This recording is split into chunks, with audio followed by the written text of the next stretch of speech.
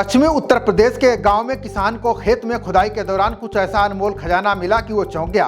अपना फावड़ा और कुदाल फेंककर किसान भागता हुआ प्रशासन के पास पहुंचा और इसकी जानकारी दी। मौके पर पहुंची एएसआई को वहां कई सभ्यताएं दफन होने के संकेत मिले हैं। यूपी के बागपत में यमुना नदी से महज 8 किलोमीटर की दूरी पर सिलौनी नाम का एक गाँव है। ये गाँव करीब 4000 बीघे में फैला हुआ है। इस गांव की आबादी करीब 11,000 है। सिनौली गांव पहली बार 2005 में सुर्खियों में आया। किसान द्वारा दी गई जानकारी के बाद सिनौली पहुंची एएसआई की टीम को वहां खुदाई में कई प्राचीन चीज़ें मिली हैं। एएसआई को यहां से 106 मानव कंकाल मिले।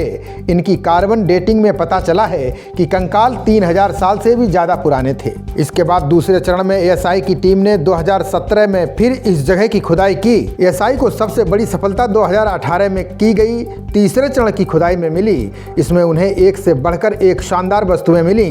टीम ने जब इसकी जाँच की तो पता चला कि सिनौली में कई सभ्यताएं दफन हैं। इसके बाद यहाँ के लोग खुद को महाभारत काल से जोड़कर देखने लगे। सिनौली की जमीन से करीब 4000 साल पुराने रथ, एंटीना, तलवार और ताबूत निकले हैं। एएसआई का दावा है कि सिनौली में ऐसी खास चीजें मिली जो भारत में किसी भी उत्खनन साइट से नहीं निकली हैं। एएसआई की टीम को सिनौली में खुदाई के दौरान एक शाही कब्रगाह में 8 कब्रें मिली हैं, जिसमें से 3 खाट के आकार वाले ताबूतों में हैं।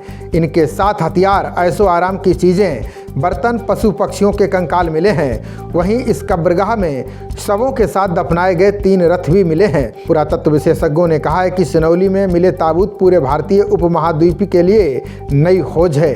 विशेषज्ञों का कहना है कि सिनौली की संस्कृति का संबंध उत्तर वैदिक काल और हड़प्पा सभ्यता के बीच की संस्कृति का लगता है।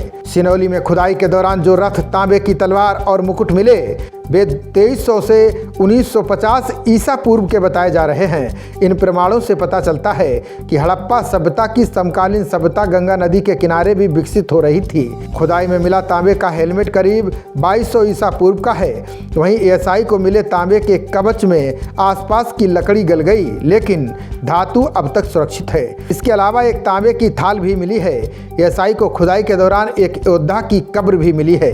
इसके अलावा सिनौली की खुदाई में यह भी पता चला है कि भारतीय महिलाएं भी योद्धा होती थीं। सिनौली की खुदाई में एक महिला की कब्र से योद्धाओं से जुड़ी सभी चीजें मिली हैं। यहाँ पहली बार एंटीना तलवार मूठ के साथ निकली है। इससे पता चलता है कि योद्धा एंटीना तलवार का इस्तेमाल कैसे करते थे। बता दें कि इससे पहले दुनिया भर की सभ्यताओं में मिली एंटीना तलवार मूठ समेत नहीं मिली थी। फिलहाल एएसआई ने सिनौली गांव में 40 किसानों की 28 हेक्टेयर भूमि को राष्ट्रीय स्मारक घोषित कर दिया है। भूमि की घेराबंदी कर दी गई है। खबरों का सिलसिला जारी रहेगा। देखते रहिए जनप्रवाद। नमस्कार।